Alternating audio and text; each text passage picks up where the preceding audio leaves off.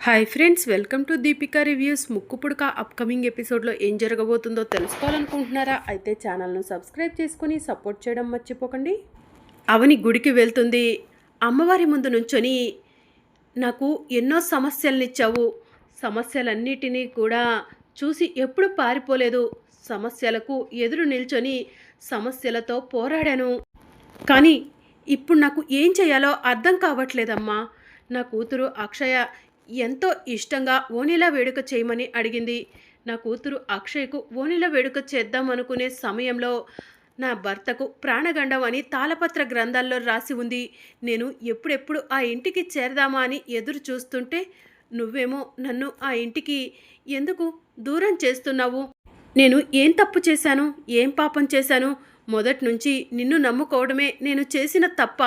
చెప్పమ్మా. నా బావకి ఏదైనా అయితే నేను బ్రతకలేవను. అందుకే ఆయన చేత ఏవైనా పూజలు చేపిద్దాము, ఆయనకు ఉన్న ప్రాణగండం పోయేలా చేద్దామనుకుంటే ఆయన నా మాట వినే పరిస్థితిలో లేడు. ఇప్పుడు ఏం చెయ్యాలో అర్థం కాక ఏడ్చుకుంటూ నీ దగ్గరకు వచ్చాను. నా సమస్యకు పరిష్కారం నువ్వే చూపించాలి తల్లి అని చెప్పి అవని అమ్మవారి ముందు ఏడుస్తూ ఉంటుంది. ఇక అవని ఏడుస్తూ ఉంటే ఆకాశంలో మెరుపులు ఉరుములు వస్తూ ఉంటాయి. సాక్షాత్తు ఆ అమ్మవారు ప్రత్యక్షమై అమ్మ అవని అని పిలవటంతో అవని షాకింగ్గా చూస్తూ ఉంటుంది. ఏటమ్మా అటు ఇటు చూస్తున్నావు? నేనేనమ్మా. నువ్వు ఇప్పటి వరకు నన్ను ప్రశ్నించావు కదా, ఎందుకు నాకు సమస్యలు ఇచ్చావని. అందుకే నీకొక విషయం చెప్దామని వచ్చాను అని అమ్మవారు చెప్తూ ఉంటుంది. దాంతో అవని షాకింగ్గా అమ్మవారి వైపు చూస్తూ అమ్మవారికి 2 చేతులెత్తి నమస్కారం చేసుకుంటూ ఉంటుంది. నా బావ నా ప్రాణం అమ్మా. నా బావకి ఏదైనా అవుతుందంటే నేను ఎలా తట్టుకుంటాను చెప్పు? నా తాళి బంధం చాలా గొప్పది. అందుకే మాకు ఎన్ని సమస్యలు వచ్చినా కూడా ఆ సమస్యలన్నింటినీ పరిష్కరించుకుంటూ నా బావకు దగ్గర అవుతూనే వచ్చాను. ఇప్పుడు నా బావను నాకు శాశ్వతంగా దూరం చేస్తానంటే నేను తట్టుకోలేకపోతున్నానమ్మా అని అవని ఏడుస్తూ ఉంటుంది. ఇక నీ సమస్యలకు శాశ్వత పరిష్కారం చూపించడానికే వచ్చాను అవని అని అమ్మవారు చెప్తూ ఉంటుంది. ఏంటమ్మా నువ్వు చెప్పేది అని అవని అడుగుతూ ఉంటుంది.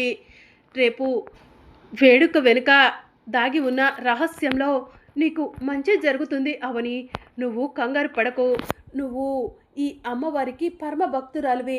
అమ్మవారికి ఎంతో సేవ చేసుకున్నావు.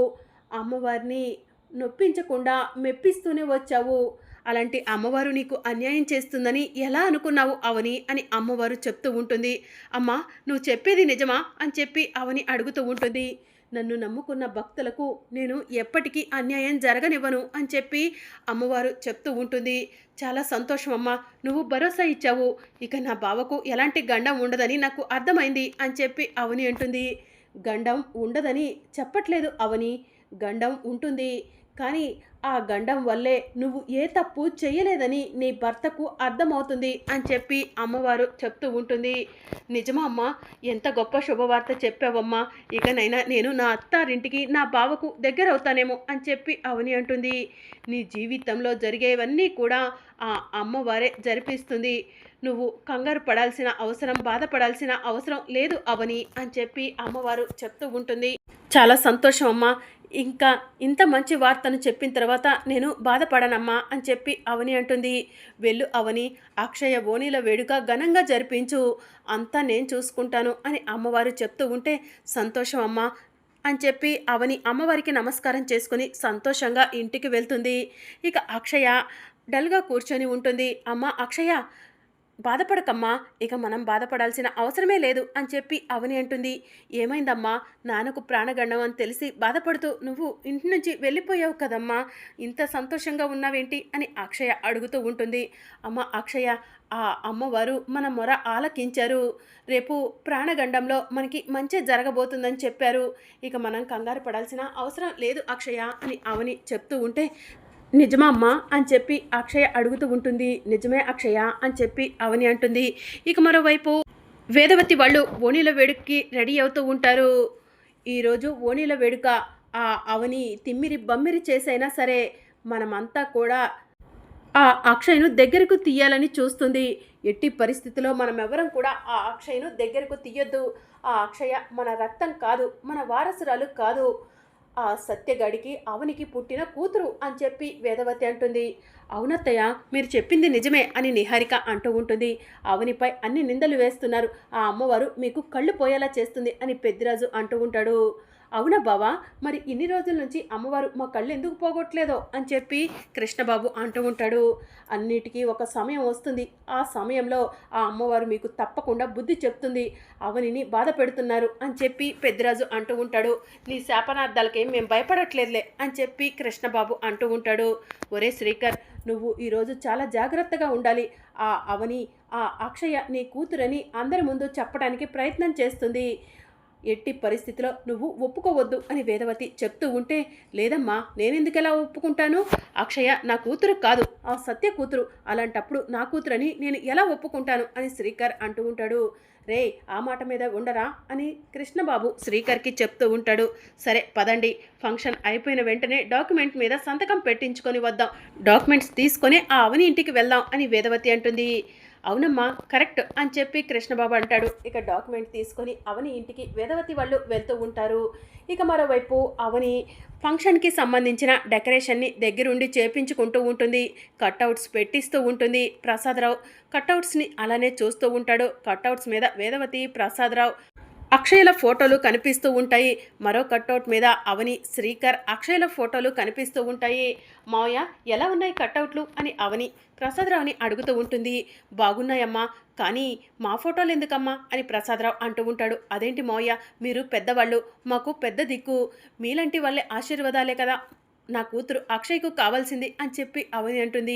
ఇప్పుడు ఇన్ని గొడవలున్నాయి, ఈ గొడవల మధ్య ఇవి అవసరం అమ్మా అని ప్రసాదరావు అంటూ ఉంటాడు. ఏ ఇంట్లో గొడవలుండవు మావయ్య, అందరి ఇళ్లలో గొడవలు ఉంటూనే ఉంటాయి కదా, గొడవలు గొడవలే, పండగలు పండగలే, సంతోషంగా జరుపుకోవాల్సిన పండుగని బాధపడుతూ చేసుకుంటాం ఎందుకు మావయ్య అని చెప్పి అవని అంటుంది.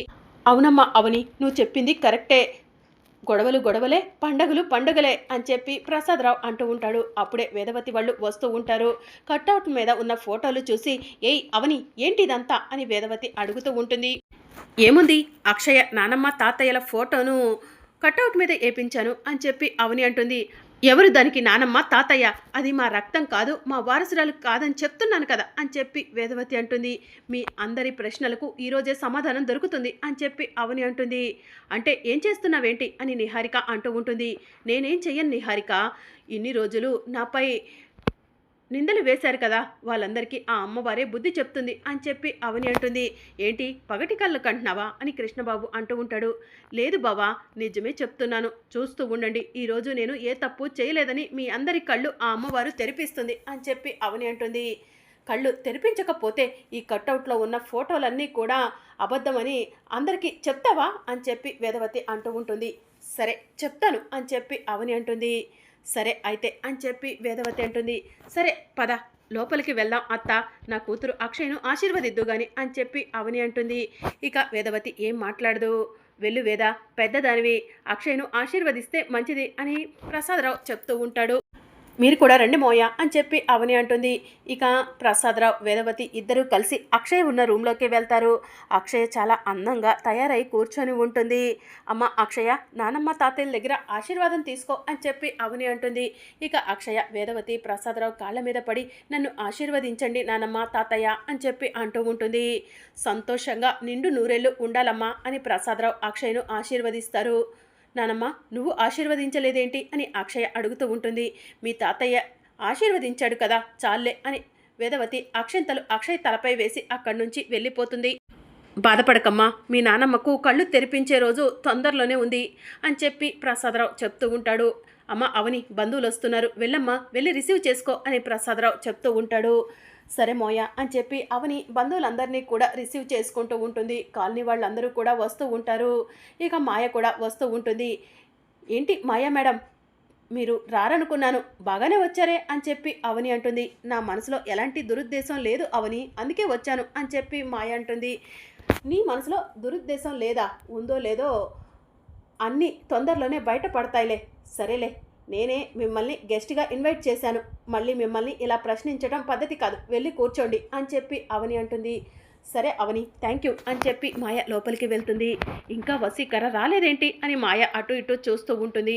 ఇక కాలనీ వాళ్ళతో కలిసి వసీకర అలా నడుచుకుంటూ వస్తూ ఉంటుంది. వసీకర మాయను చూసి నువ్వు కంగారు పడకు, అంతా నేను చూసుకుంటాను అని చెప్పి మాయకు ధైర్యం చెప్తూ ఉంటుంది. ఇంక కాలనీ వాళ్ళంతా కూడా అలా మాట్లాడుకుంటూ ఉంటే వసీకర మాత్రం ఆ అక్షయ ఎక్కడ ఉంది, ఈరోజు ఆ అక్షయను అంతం చెయ్యాలి అని మనసులో అనుకొని అక్షయ్ ఉన్న రూమ్ని వెతుక్కుంటూ వెళ్తూ ఉంటుంది. అక్షయ్ రూమ్లో ఒంటరిగా కూర్చొని ఉంటుంది. ఇదే కరెక్ట్ సమయం. ఈ అక్షయను అంతం చేయడానికి, ఈ అక్షయ్ను అంతం చేస్తే ఆ అవని ఏడుస్తూ ఉంటుంది. ఆ అవని నా వాళ్ళను, నా శక్తులను అన్నిటినీ కూడా అంతం చేసేసింది. అలాంటి అవనికి నేను బుద్ధి చెప్పాల్సిందే అని వసీకర మనసులో అనుకొని అక్షయ్ ఉన్న రూమ్లోకి వెళ్ళి అక్షయ్ గొంతు పట్టుకుంటుంది. ఎవరు మీరు, ఎందుకు నా గొంతు పట్టుకున్నారు అని అక్షయ అడుగుతూ ఉంటుంది. నిన్ను చంపటానికి వచ్చాను, నీ పాలిట యముణ్ణి నేను అని చెప్పి వసీకర చెప్తూ ఉంటుంది. నన్ను వదులు వదులు అని అక్షయ ఏడుస్తూ ఉంటుంది. ఇక మరోవైపు శ్రీకర్, అమ్మ, నిహారిక వీళ్ళంతా ఎక్కడికి వెళ్ళారు అని చెప్పి వెతుక్కుంటూ వస్తూ ఉంటాడు. అప్పుడే వసీకర అక్షయ్ గొంతు నులుముతూ శ్రీకర్కి కనిపిస్తుంది. ఇదేంటి, ఈవిడెవరు, అక్షయ్ను ఎందుకు చంపాలని చూస్తుంది అని శ్రీకర్ మనసులో అనుకొని పరిగెత్తుకుంటూ వసీకర దగ్గరకు వెళ్ళి, ఏయ్ ఎవరు మీరు, ఎందుకు అమ్మాయిని చంపుతున్నారు అని చెప్పి అడుగుతూ ఉంటాడు. నానా నన్ను కాపాడండి, నానా నన్ను కాపాడండి అని అక్షయ అంటూ ఉంటుంది. ఇక శ్రీకర్ వసీకరను కొట్టడానికి చెయ్యెత్తుతాడు. అప్పుడు వసీకర శ్రీకర్ గొంతు కూడా పట్టుకొని నులుముతూ ఉంటుంది. మా నాన్ననేం చెయ్యొద్దు, ప్లీజ్ వదిలిపెట్టండి, మీ కాళ్ళు పట్టుకుంటాను అని అక్షయ ఏడుస్తూ ఉంటుంది.